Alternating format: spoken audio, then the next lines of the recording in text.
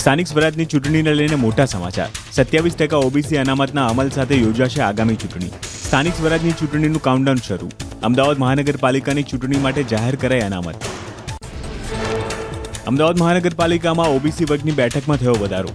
192 બેઠકમાંથી 52 બેઠકો ઓબીસી વર્ગ માટે અનામત રખાઈ. મહિલાઓ માટે 96 બેઠકો અનામત ફાળવાઈ.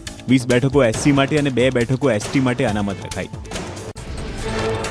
એમ.કે. દાસ બન્યા રાજ્યના નવા મુખ્ય સચિવ. વર્તમાન મુખ્ય સચિવ પંકજ જોશી 31 ઓક્ટોબરે થાય છે નિવૃત્ત.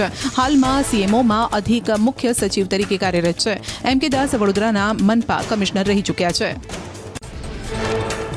જળ સંપત્તિ અને પાણી પુરવઠા મંત્રી ઈશ્વરસિંહ પટેલે ગાંધીનગર ખાતે વિધિવત રીતે પદભાર સંભાળ્યો. સ્વર્ણિમ સંકુલ 2 ગાંધીનગર ખાતે પૂજન અર્ચન બાદ ચાર્જ સંભાળ્યો. અનેક લોકોએ ઈશ્વરસિંહ પટેલને પાઠવી શુભેચ્છા. અમિત ચાવડા સહિતના કોંગ્રેસના નેતાઓ ખોડલધામ પહોંચ્યા. ખોડલધામમાં ટૂંક સમયમાં ધ્વજારોહણ કાર્યક્રમ યોજાશે. કોંગ્રેસ પ્રમુખ અમિત ચાવડાની અધ્યક્ષતામાં યોજાશે ધ્વજારોહણ કાર્યક્રમ. પ્રદેશ ભાજપ દ્વારા નૂતન વર્ષ નિમિત્તે કાર્યકર્તા સ્નેહ મિલન સમારોહ યોજાયો. મુખ્યમંત્રી ભૂપેન્દ્ર પટેલ અને ભાજપ પ્રદેશ અધ્યક્ષ જગદીશ વિશ્વકર્માએ નેતાઓ અને કાર્યકર્તાઓ સાથે શુભેચ્છાઓનું આદાન પ્રદાન કર્યું. ભાજપના ધારાસભ્યો સાંસદો સહિતના પદાધિકારીઓ રહ્યા હાજર.